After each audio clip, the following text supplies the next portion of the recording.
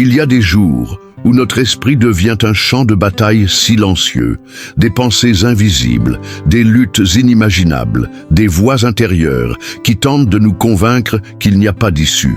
Avez-vous déjà vécu cela? Ces moments où votre foi semble faiblissante, où votre paix intérieure disparaît et où vous n'aspirez qu'à apaiser la tempête intérieure. Mais si je vous disais qu'il existe une solution, que Jésus a non seulement affronté ces combats, mais qu'il a laissé un manuel vivant pour les surmonter. Dans cette vidéo, vous découvrirez comment Jésus a affronté ses pensées les plus sombres au désert, à Gethsémani et sur la croix. Ensemble, nous explorerons des prières puissantes, des principes pratiques et des révélations spirituelles qui vous apprendront à transformer votre esprit, à protéger votre cœur et à marcher avec autorité spirituelle. Vous n'êtes pas obligé de vivre en otage de l'angoisse. Il existe une issue et elle commence en vous. Et si vous sentez que ce message est fait pour vous, abonnez-vous à la chaîne, activez les notifications et partagez-le avec quelqu'un qui doit également surmonter ce combat mental. Ici, on ne se contente pas d'écouter. On pratique, on vit et on est témoin de miracles. Vidéo en vedette. Mon esprit n'est pas le territoire de l'ennemi, c'est la demeure du Saint-Esprit. Écrivez cette phrase dans les commentaires comme un sceau de foi et de renonciation à l'emprise de l'ennemi sur votre esprit. Déclarez avec autorité, celui qui règne dans vos pensées, c'est Jésus. Avant de commencer son ministère, Jésus fut conduit par le Saint-Esprit dans le désert. Ce n'était pas un hasard, c'était intentionnel. Et là, loin de tout et de tous, il affronta non seulement la chaleur et la faim, mais aussi une lutte mentale acharnée. Satan n'apparut pas avec une épée. Il vint avec des mots, des pensées, des suggestions, des voix qui cherchaient à déformer l'identité de Jésus et à saper sa foi. Cette scène n'est pas si éloignée de notre réalité, car les mêmes méthodes continuent d'être utilisées contre nous. L'ennemi s'approcha, demandant « Si tu es le Fils de Dieu », semant le doute dans l'esprit de Jésus, essayant de lui voler sa certitude quant à son identité. Et voici le secret. Jésus ne s'engagea pas dans des débats émotionnels. Il répondit par la parole, non pas avec la logique humaine, mais avec l'autorité spirituelle. Il est écrit, fut la clé pour faire taire l'attaque.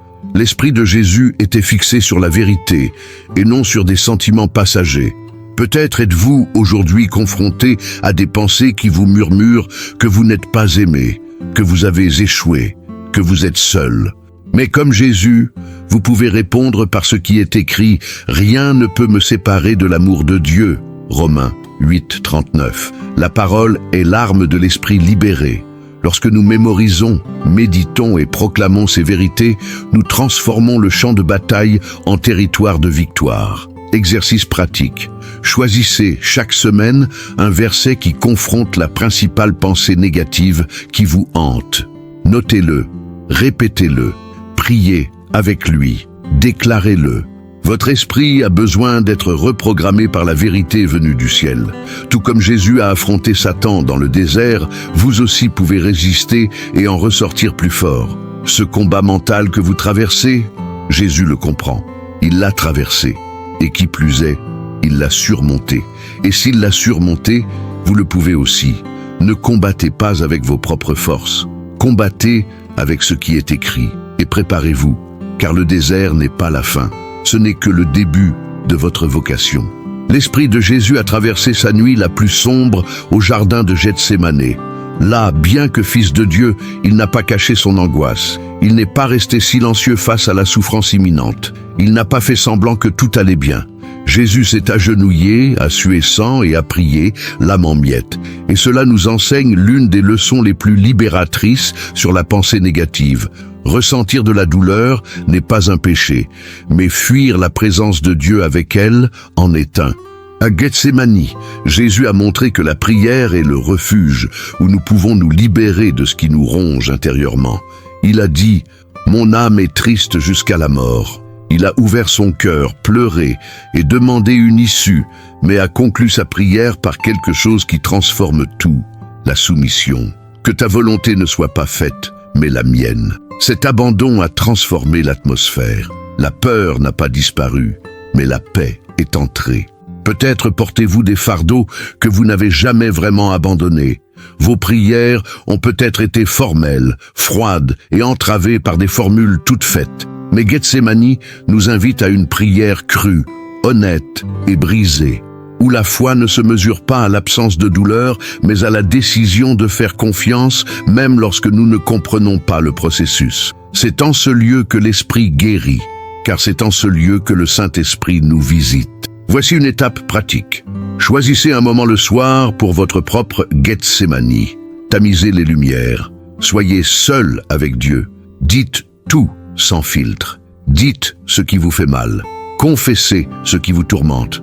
Et après avoir tout épanché, respirez profondément et dites comme Jésus, que ta volonté soit faite. Cette prière simple, mais pleine de foi, est un puissant remède contre les pensées négatives qui persistent. L'Esprit de Jésus n'a pas été épargné par l'angoisse, mais il a été fortifié par la présence du Père.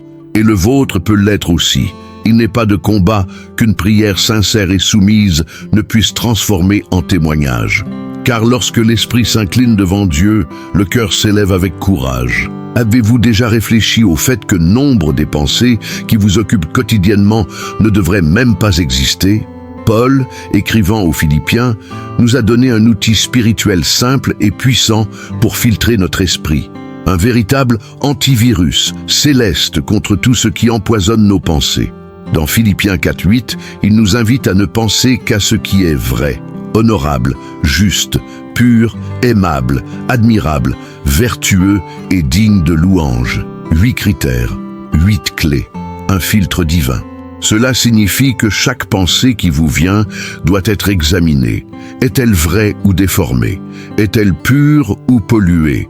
Est-elle louable ou chargée de culpabilité et de peur? Cette analyse n'est pas facultative, elle est vitale, car l'esprit est comme une porte. Il laisse entrer la paix ou le tourment, et c'est vous qui avez le pouvoir de la maintenir ouverte. Paul savait que notre esprit est façonné par ce sur quoi nous choisissons de méditer.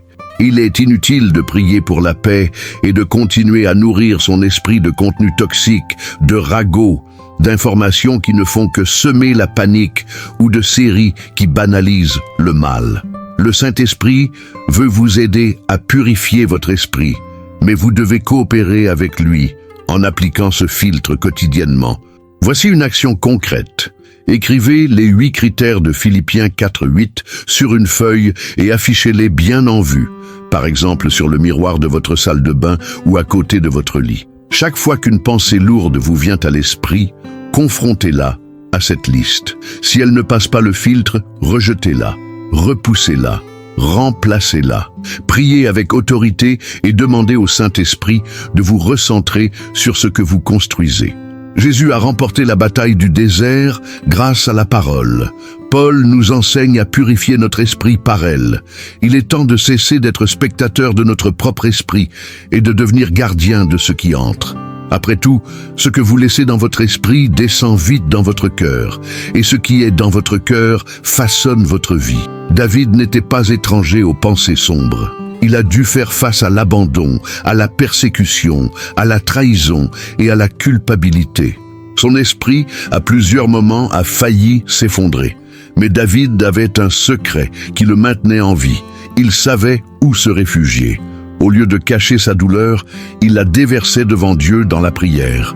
Au lieu d'alimenter ses pensées de désespoir, il les transformait en psaumes.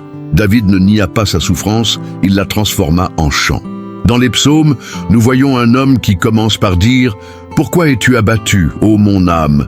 et termine en déclarant « Espère en Dieu, car je le louerai encore ». C'est le cycle de la libération mentale, honnêteté, souvenir et louange.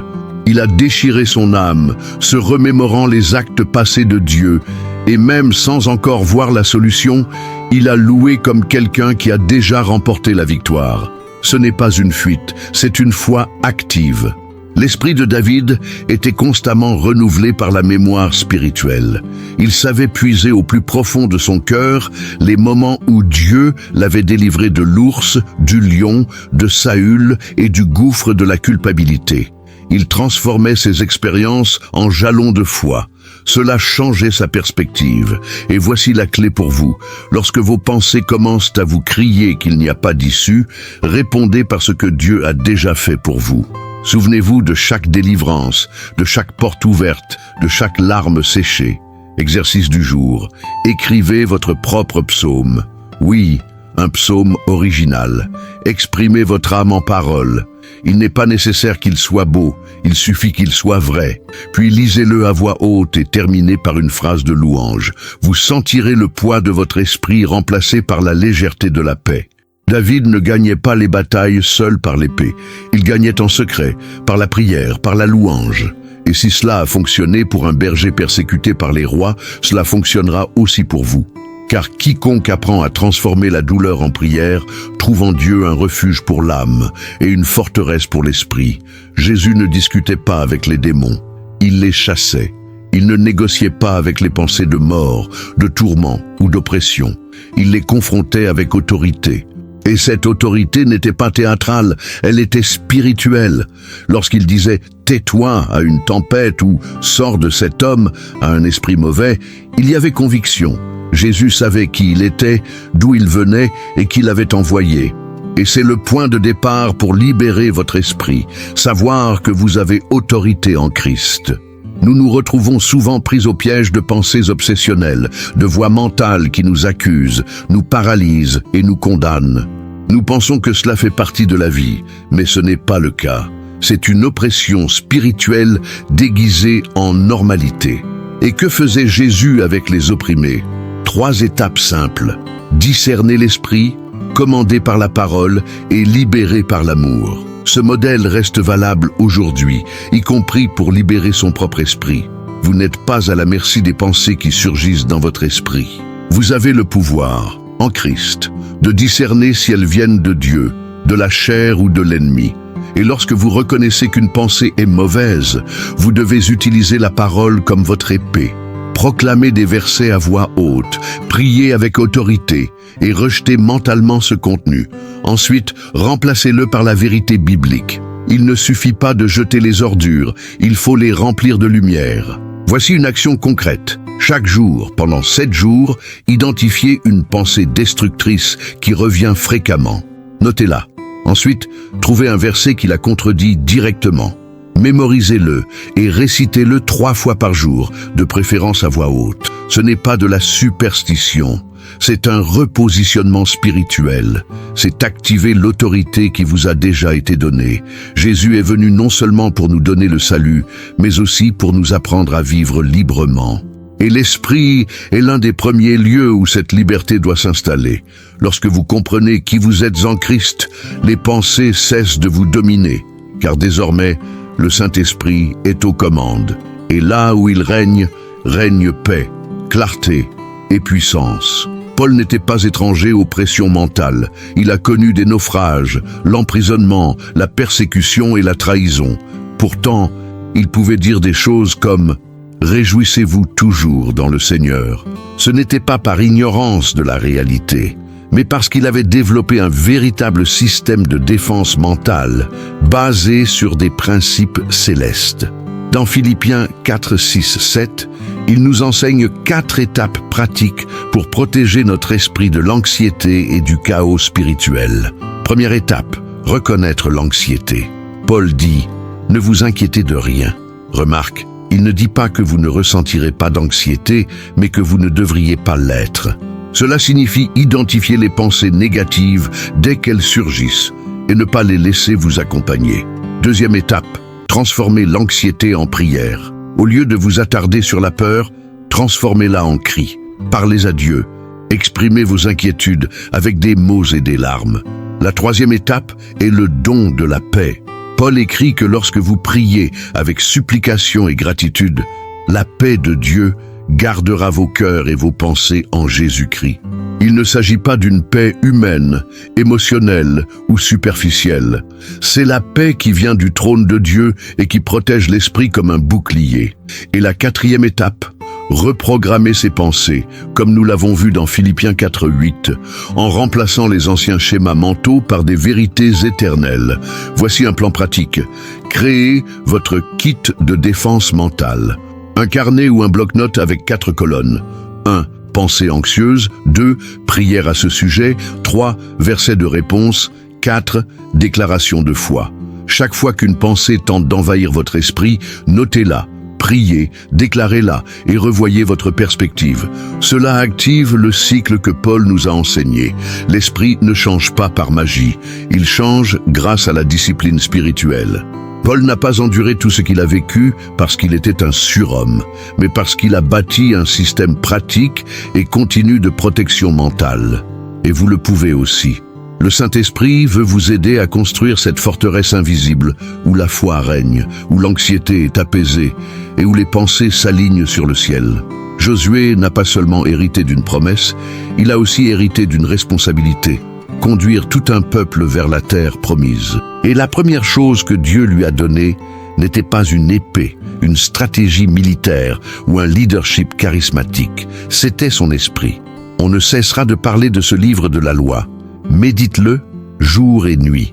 Josué 1:8. Autrement dit, avant de vaincre les géants du dehors, Josué devait vaincre ceux qui étaient dans sa tête. Transformer l'état d'esprit d'un esclave en celui d'un conquérant exige plus que de la motivation. Cela exige une décision radicale. Josué a dû rompre avec les schémas mentaux hérités de l'Égypte, avec la mentalité de pénurie, de peur, d'infériorité et de paralysie. Pour ce faire, Dieu lui a demandé de s'immerger constamment dans la parole. La méditation ne se résume pas à la lecture, c'est ruminer, répéter et absorber jusqu'à transformer sa façon de penser. Ce processus ne se produit pas d'un seul coup, il est quotidien. C'est comme laver une tasse sale, encore et encore, jusqu'à ce qu'elle soit propre. Josué avait aussi besoin de repères mémoriels, des moments précis où Dieu l'a touché et où il a marqué cet endroit, littéralement ou symboliquement, comme preuve de sa présence. Ces repères aident l'esprit à se rappeler que, même lorsque le présent semble difficile, le passé contient déjà des preuves de la fidélité de Dieu. Voici une pratique précieuse. Inscrivez 3 étapes spirituelles dans votre routine. Un verset que vous récitez chaque matin, un moment de prière fixe où votre esprit s'aligne avec les cieux et un souvenir de victoire que vous revisitez chaque semaine pour vous rappeler que Dieu vous a déjà mené jusqu'ici. Cette répétition sacrée commence à reprogrammer vos anciennes pensées et crée de nouvelles voies mentales, pavées de foi. Josué n'a pas conquis Jéricho par sa force, mais par son obéissance invisible. Son esprit a été transformé avant la chute des murs. Et la même chose peut vous arriver. La parole de Dieu n'est pas seulement un réconfort, c'est un outil de libération mentale. Ceux qui décident de la méditer avec persévérance deviennent inébranlables, même face aux géants. Toutes les pensées négatives ne disparaissent pas avec une simple prière. Certaines pensées s'enfoncent comme des épines dans l'âme. Elles reviennent en silence, refont surface dans les rêves et persistent à blesser. Jésus a lui aussi dû faire face à ce genre de combat mental.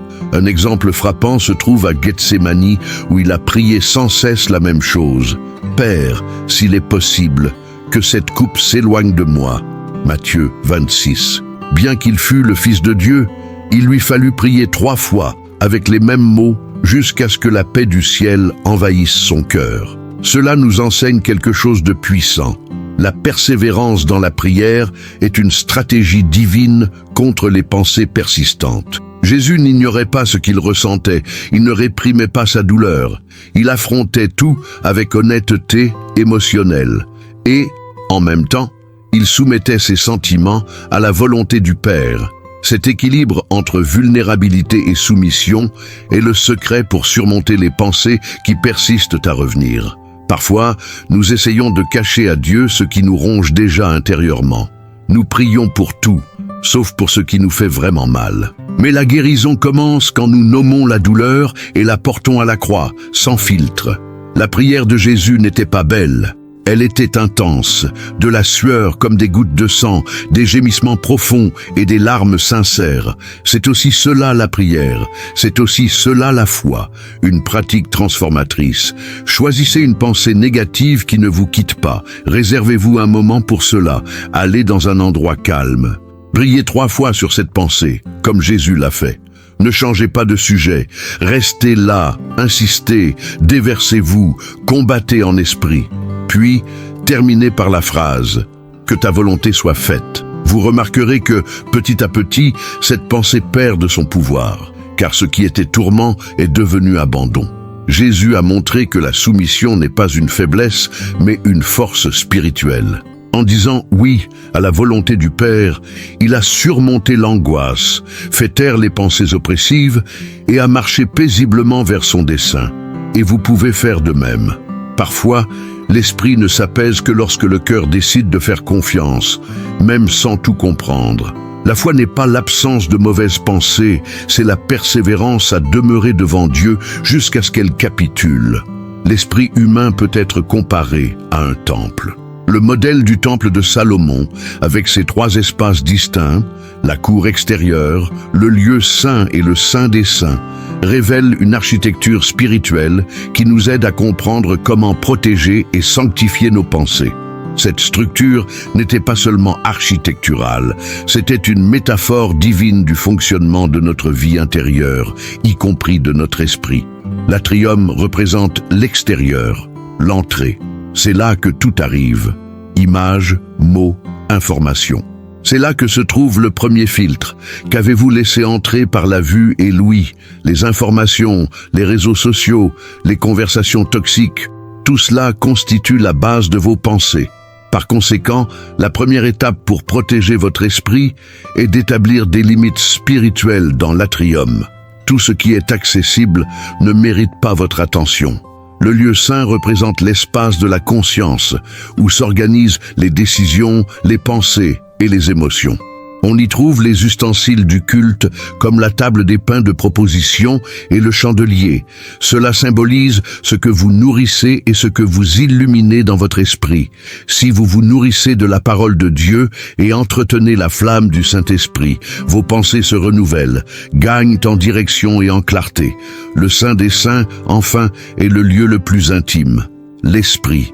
Là résidait la présence de Dieu sur l'arche d'alliance. Lorsque votre esprit est en harmonie avec ce lieu secret, il se soumet à la volonté du Seigneur. Là où réside la gloire, il n'y a pas de place pour le chaos. Et tel est le but ultime du combat spirituel. Non seulement faire taire les mauvaises pensées, mais consacrer toute la structure mentale comme un temple vivant du Saint-Esprit. Voici une pratique profonde. Au réveil, visualisez mentalement ces 3 zones. Demandez au Saint-Esprit de vous aider à protéger l'atrium, limiter ce que vous absorbez, à illuminer le lieu saint, organiser vos pensées et vos émotions, et à demeurer dans le Saint des Saints. Gouvernez votre esprit à partir de l'esprit. Cet exercice quotidien transforme l'esprit en territoire sacré. Jésus a dit que nous sommes le temple de Dieu. Et comme tout temple, il doit être sanctifié, entretenu et protégé.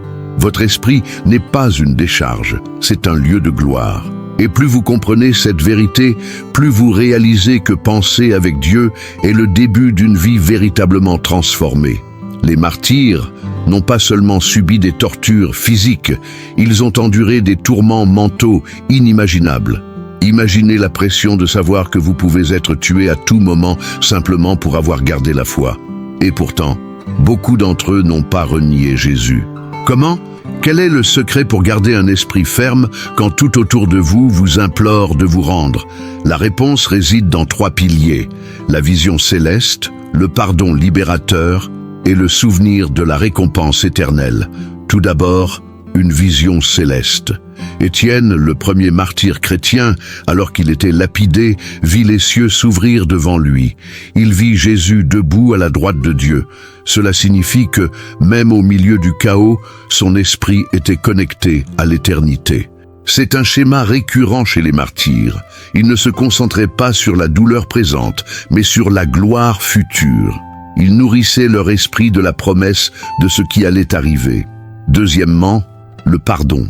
Cela peut paraître surprenant, mais c'est libérateur. Étienne a prié, « Seigneur, ne leur impute pas ce péché. » Cela l'a libéré de toute racine d'amertume, l'un des pires poisons mentaux. Le pardon délie les chaînes de l'âme. Il ferme la porte de l'esprit au ressentiment et laisse place à la paix. Plus on pardonne, plus l'esprit s'éclaircit. Enfin, le souvenir de la récompense. Les martyrs savaient qu'une couronne de gloire était réservée à ceux qui persévéraient. Ils gardaient cette image à l'esprit. Il ne s'agit pas d'une fuite en avant, mais d'une foi appliquée. Penser aux promesses éternelles est un antidote au désespoir. Lorsque les pensées négatives tentent de prendre le dessus, souvenez-vous, un héritage vous est réservé au ciel, et aucune souffrance terrestre n'est plus grande que la récompense qui vous attend. Exercice. Lorsque vous êtes dépassé, lisez Hébreux 11. Méditez sur les histoires de foi, celles de ceux qui ont tout enduré, les yeux fixés sur l'invisible. Puis déclarez, « Mon esprit est fixé sur les promesses de Dieu, et rien ne m'égarera. » Ce n'est pas seulement de la poésie, c'est un combat spirituel. L'esprit des martyrs n'était pas protégé par la force humaine, mais par une foi qui voyait au-delà. Il nous prouve qu'il est possible de résister, de tenir bon, de maintenir la paix, même lorsque le monde s'effondre. Et s'ils y sont parvenus, vous le pouvez aussi, car la même grâce qui a soutenu les martyrs est à votre disposition, dès maintenant. Renouveler son esprit n'est pas une fin en soi, c'est le début d'un nouveau voyage. Après avoir fait taire les pensées négatives, prier avec autorité et reprogrammer sa conscience avec la parole, il est temps de sceller cette transformation. Le Saint-Esprit ne veut pas seulement visiter notre esprit, il veut y demeurer. Pour cela, nous devons prendre 3 engagements qui consolideront notre victoire spirituelle. Prophétiser, nous souvenir et demeurer. Premièrement, prophétiser. La parole prophétique n'est pas une superstition. C'est une alliance verbale avec le ciel. Lorsque vous affirmez avec foi « J'ai l'esprit du Christ », 1 Corinthiens 2,16, active la puissance de la vérité dans votre atmosphère spirituelle. Exprimez-la à voix haute. Dites-la à vous-même, à vos pensées, au monde invisible. Les mots façonnent les atmosphères, y compris intérieures. Deuxièmement, souvenez-vous. Créez des repères visibles de ce que Dieu fait dans votre esprit. Un verset collé sur votre miroir, un mot sur votre téléphone, une chanson qui vous connecte à la présence de Dieu. Ces rappels quotidiens sont des ancres pour les jours difficiles.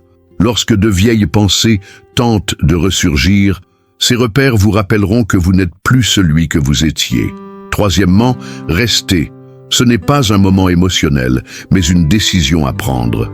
Rejeter les pensées destructrices et nourrir son esprit de ce qui les construit exige de la vigilance. Jésus nous enseigne « Veillez et priez afin de ne pas tomber dans la tentation ».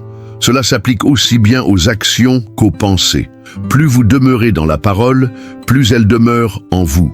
Bonne pratique. Écrivez votre propre prière de consécration mentale. Par exemple, « Seigneur, aujourd'hui je consacre mon esprit à ta domination. Règne dans mes pensées.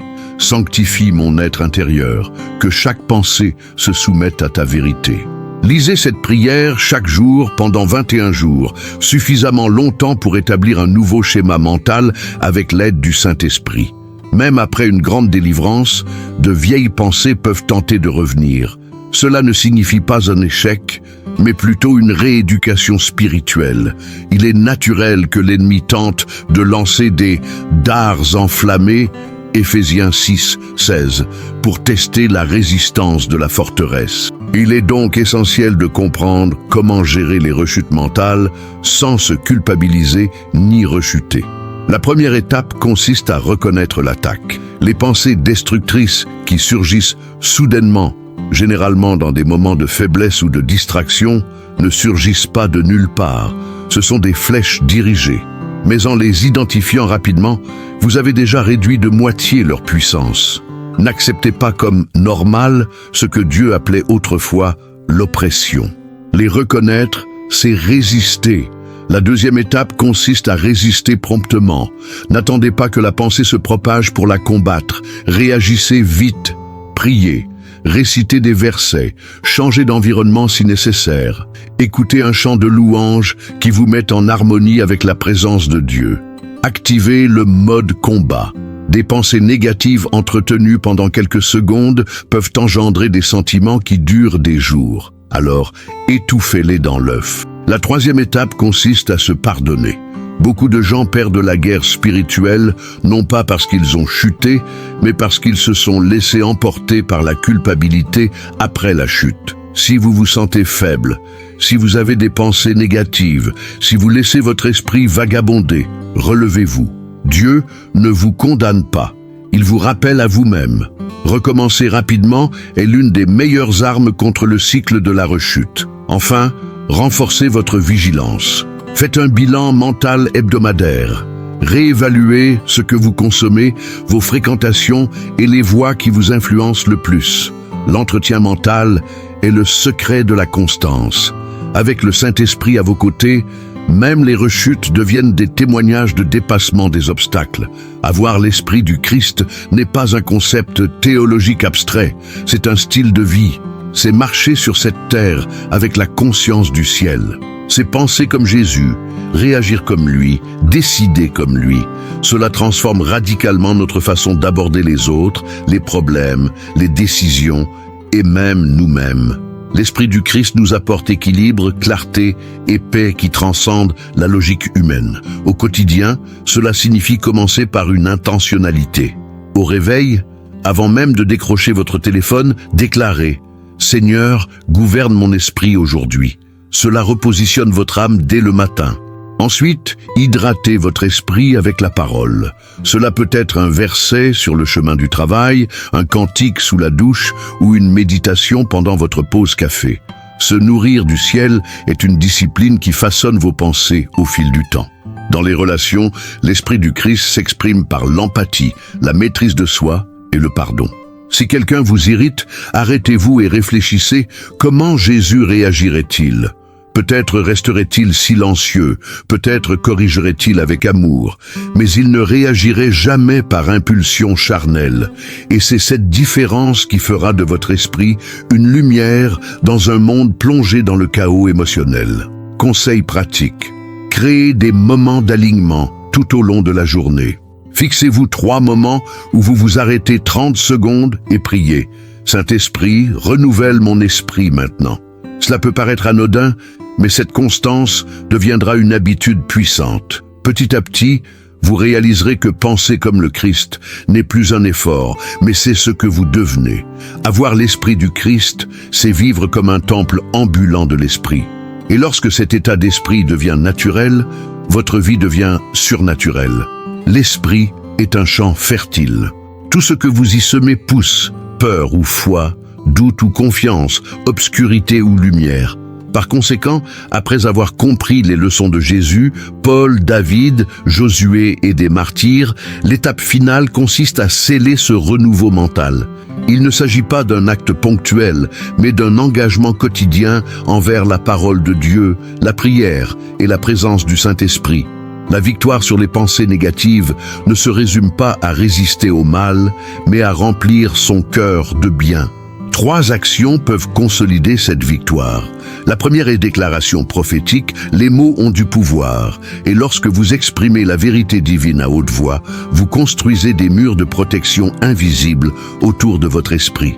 Dites chaque jour, « Mon esprit appartient au Seigneur, et aucune pensée qui ne vient de Dieu n'aura de pouvoir sur moi. » Cette pratique, répétée avec foi, crée une atmosphère spirituelle d'autorité.